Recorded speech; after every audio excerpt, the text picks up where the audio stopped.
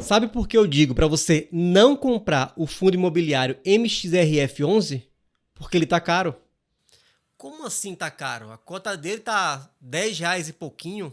Olha, se você pensou isso, eu vou te falar uma verdade um pouco dura. Você tá meio perdido. O fundo de R$10 pode estar caro e o fundo de 120 pode estar barato. Mas calma que você caiu no canal certo. Hoje eu vou explicar por que esse fundo está caro, vou aproveitar e te dar uma aula sobre MXRF11 e eu tenho certeza que você vai sair desse vídeo com mais autonomia para tomar decisões por conta própria. Vem comigo. MXRF11, também conhecido como Maxi Renda. Esse fundo imobiliário é o queridinho do mercado brasileiro. É o fundo que mais tem investidores. Hoje ele tem 988.568 cotistas, informação de 31 de outubro de 2023. Para você ter ideia, o segundo fundo imobiliário que mais tem investidores é o HGLG11, que possui 424.235 cotistas. Pois é, o MXRF11 tem mais que o dobro do segundo lugar. Olha, certamente esse fundo tem alguma coisa especial para ter tanta gente investindo nele, né? Deixa eu fazer aqui um dossiê rápido dele para ajudar você a entender o motivo. Vamos lá, o MXRF11 é um fundo imobiliário gerido pela XP Asset. Sim, XP, aqui você conhece, da corretora, cartão. Ele possui hoje 2,5 bilhões de patrimônio. Como eu já falei, 988.568 cotistas. Ele é um fundo base 10, e é um FII que a gente fala que é do tipo de papel. Aliás, aproveitando, FII é a abreviação de fundo imobiliário. A partir de agora eu vou falar dessa forma para facilitar, tá? E aqui eu vou abrir um parênteses para explicar uma coisa que pouca gente fala. Eu falei que o MXRF11 é um fundo de papel, né? Mas o que é isso? Vamos lá, tem basicamente 3 tipos de FIIs. FII de tijolo, de papel e do tipo tático ou multiestratégia. No segmento de tijolo, estão os fundos que majoritariamente investem em tijolo, ou seja, imóveis reais, que podem ser shoppings, galpões logísticos, lajes corporativas, hotéis e por aí vai. Se eu não me engano, tem até um de cemitério. Enfim, eles ganham dinheiro alugando e vendendo imóveis, principalmente alugando. E pelo menos 95% do lucro é distribuído aos cotistas. Isso está na lei. Mas é importante mencionar que essa obrigação de distribuição é semestral. Porém, na prática, a maioria distribui todo mês, já que é assim que o brasileiro prefere, né? Já no segmento de papel, que é onde o MXRF11 está, estão os FIIs que majoritariamente investem em dívidas imobiliárias, ou seja, ativos financeiros com lastro imobiliário, CRI, LCI, LH, cota de outros FIIs, enfim. E aqui a gente tem uma diferença fundamental. Os FIIs de tijolo têm como objetivo trazer retorno ao cotista através da valorização dos ativos, já que bons imóveis tendem a se valorizar, com o tempo, e também com a distribuição dos dividendos. Já os FIIs de papel têm como objetivo gerar renda através dos ativos financeiros. Entendeu a diferença? Ah, mas qual é o melhor tipo?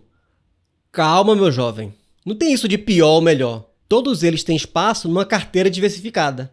Mas calma que a gente chega lá. Além disso, tem um terceiro tipo, que seria o tático ou multiestratégia. Nesses FIIs, a gente pode colocar os FOFs, que são os fundos de fundos, que são basicamente fundos que investem em outros fundos. Tem também os FIIs de hedge, também chamados de multiestratégia, onde o nome já explica um pouco da função dele, né? Além disso, tem também os FIAGRO, que investem na cadeia do agronegócio. Mas o importante é entender que cada tipo tem uma função bem diferente do outro. O MXRF11, por exemplo, ele é um fundo de papel, que possui uma característica que eu já falei. Ele é de base 10. Ser um fundo base 10 quer dizer que a cota dele costuma ficar rondando próximo aos R$10. Isso é feito para ajudar o pequeno investidor. E somado isso ao fato do fundo ter entregue bons rendimentos e ser de uma gestora conhecida como a XP, isso talvez explique o fato dele ser o fundo mais famoso do Brasil, digamos assim. Esses fundos base 10, muita gente chama até de fundo de troco, porque qualquer dinheiro que sobra na corretora, o pessoal costuma aproveitar para comprar algumas cotas deles. Aí você me pergunta, e como é que o MXRF11 hoje está custando R$10,93, se ele é base 10? E aí vem um indicador muito interessante. Um indicador que ajuda a sinalizar se um FI está mais caro ou mais barato é o P sobre VP, ou preço sobre valor patrimonial. Como regra geral, se o P sobre VP é igual a 1, quer dizer que o FII está custando exatamente o valor patrimonial dele. Caso ele esteja com PVP abaixo de 1, ele estaria custando mais barato, e se o PVP for maior que 1, estaria custando mais caro. Agora um alerta aqui. Nenhum indicador de forma isolada pode ser usado para comprar um ativo. Tem vários FIIs que têm PVP inferior a 1 e não tão baratos. Eles podem ter PVP inferior a 1 por algum motivo, algum problema. Por exemplo, o HCTR11 hoje tem PVP de 0,32. O DEVA11 está em 0,46. Esses são dois casos bem emblemáticos que muita gente perdeu dinheiro. Mas enfim, no caso do MXRF11, hoje, e essa informação vai ser diferente quando você estiver vendo esse vídeo, o valor patrimonial por cota dele é de 9,83. Então, se você compra uma cota dele pagando mais que isso, estaria pagando mais caro. Se você paga mais barato que isso, estaria pagando mais barato do que ele vale. E já que hoje ele está custando 10,93, fazendo as contas, né?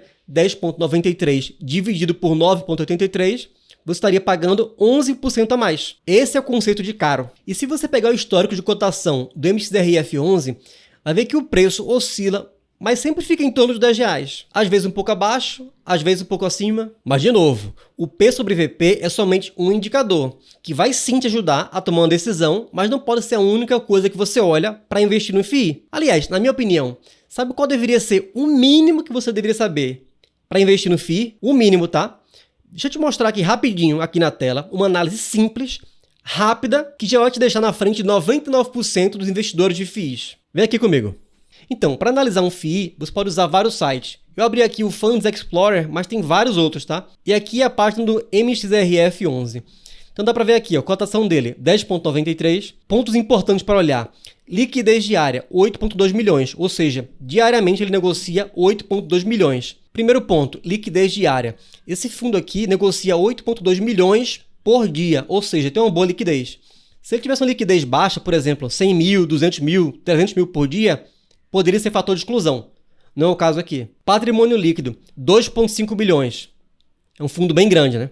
Dividend yield dos últimos 12 meses, 12,29%. Importante falar, como é um FII, esse dividendo aqui é isento de imposto de renda, tá? E o valor patrimonial por cota, 9,83, e como consequência PVP 1,11, ou seja, 11% acima do valor justo, entre aspas, né?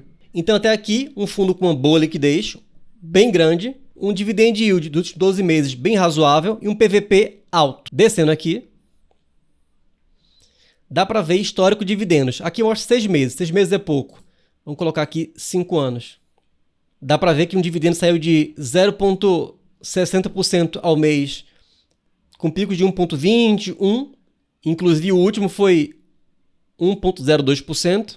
Aqui o valor patrimonial do fundo por cota. Como ele é o fundo base 10, está sempre aqui em torno de R$10, né? Vendo que flutua pouco.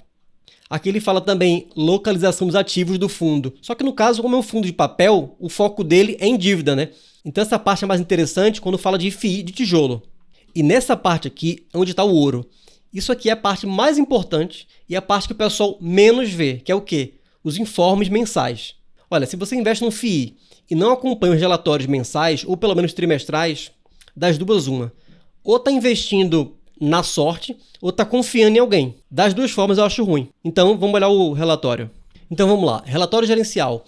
O último que tem aqui é de setembro de 23. Então, aqui tem tudo. O comentário do gestor, CNPJ, estratégia. Ele explica o que aconteceu, o que é que vendeu, o que é que comprou. É importante ler, mas o imprescindível, do meu ponto de vista, é isso aqui, ó. Vamos descendo aqui. Dá para ver aqui, ó, raio-x completo. Em setembro de 23, receitas aqui, ó. 22 milhões de CRI, 3 de FI, 4 de permuta, um pouquinho de LCI e renda fixa.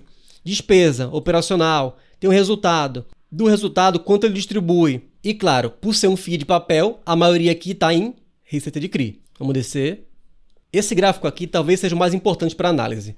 Dá para ver aqui que desde 2018, nas barras cinzas, o volume médio diário de negociação em milhares só fez crescer, né? Claro, o mercado amadureceu, enfim. E nessas linhas aqui, azul claro, que é essa mais reta, e azul escuro, essa é um pouco mais volátil, azul claro é o valor patrimonial da cota. Como eu já falei, ele ronda em torno de R$10, né? Mas o valor de mercado da cota, que é o praticado na hora de você comprar ou vender, ele oscila. Então ele chegou a patamar de quase R$14 aqui em meados de 19 e 20, baixou um pouco aqui no começo de 22, abaixo do valor patrimonial da cota, e agora, enquanto eu gravo esse vídeo, ele está acima do valor da cota, precisamente 11%. No ideal, como regra geral, o ideal seria comprar em momentos como esse aqui, ó, do final de 22, que ele está mais barato do que o valor patrimonial e evitar comprar em momentos onde ele está muito mais caro do valor que seria, entre aspas, o ideal, né? Dá para ver aqui que 11% historicamente é um valor muito mais alto do que o normal, né? Por isso que eu digo, agora eu não compraria, mas a opção é sua. Vamos descer aqui. Aqui dá para ver as receitas mês a mês com a quebra, né? Receita com FI, com permuta, com CRI. O CRI é esse azul mais escuro aqui, né? Aqui embaixo as despesas e aqui em cima o resultado e quanto disso é distribuído para o cotista, né? Já esse outro gráfico aqui é interessante, mas tem que saber interpretar. Aqui a gente tem 5 informações ao mesmo tempo. Vamos de baixo para cima. Esse 11,07 aqui, que é essa linha azul mais abaixo, seria o valor de mercado da cota. Se você comprou a R$10 aqui, né, no começo de 2017 e manteve até agora, a sua cota está valendo 11,07. Claro que você recebeu dividendos, né, mas aqui é um cenário onde você não reinvestiu dividendos. A segunda linha em preto aqui é o IFIX, que é o índice de fundo imobiliário da Bolsa. Seria uma espécie de média dos IFIs da Bolsa, né? Em azul claro, o 17,70 é o valor patrimonial da cota mais os rendimentos reinvestidos. Na sequência, o 18,59, a gente tem o NTNB principal, que seria o Tesouro IPCA, o correspondente. Em 18,84 é o valor de mercado da cota mais os rendimentos, quanto você teria se tivesse reinvestido todos os rendimentos recebidos. A conclusão aqui é o seguinte, se você não reinveste os dividendos recebidos, o seu rendimento é muito baixo, você tem que reinvestir. O 15,36 é a média, né? O IFIX, o índice de fundos imobiliários da Bovespa. Mas o insight principal é, se em 2017 você tivesse investido nesse fundo e ao mesmo tempo tivesse investido no Tesouro IPCA 2024, do mesmo período, você teria praticamente o mesmo valor. Pode parecer ruim, mas não se engane. Bater o Tesouro IPCA com a taxa alta é bem difícil, tá? E principalmente pouco divulgam dessa forma. Descendo mais dá para ver onde está o dinheiro do fundo. Então o dinheiro do fundo está cerca de 7 a 8% em CRIs, já que é um FII papel, né, aqui à esquerda. E o mais legal é esse aqui embaixo. Ó. Indexador. O CRI é um ativo de dívida e sendo dívida está indexado a algum indexador. O IPCA, um CDI, um pré, um IGPM, enfim. No caso do MXRF11, dá para ver aqui claramente que 63%, ou seja, a maioria, indexados a IPCA+. 37% ao CDI+, e é isso. E se for ver em setores da economia, a maioria está em Residential Real Estate, que é moradia, digamos assim, Food Retail, varejo de comida, Malls, que é shopping, Healthcare, que é saúde, e por aí vai. Então, pensando em indexadores, é um fundo que está exposto tanto a IPCA quanto ao CDI. Ou seja, se o IPCA tende a cair, o rendimento desse fundo vai cair ou vai aumentar? Obviamente vai cair, porque a maioria da dívida dele está indexada ao IPCA. Só que você já deveria saber disso. Se não sabe, é porque você não leu o relatório gerencial do fundo. E descendo mais ainda, e se você for muito curioso, tiver com muito tempo livre, dá para ver a composição da carteira no fundo em detalhe. 4,56% do PL do fundo está num devedor da CSN. E essa dívida é indexada a IPCA mais 7,8444%. O segundo é a Mitre, que é uma dívida com CDI mais 2,3%. O terceiro, Prevent Senior. A lista, obviamente, é gigantesca, já que aqui tem bilhões de reais. Mas quem quiser dar uma olhada, tá aqui. Ó. Enfim, aqui tem tudo, mas já é muito detalhe também, né? Agora, mesmo que você queira investir no MXRF11, você vai investir somente nele?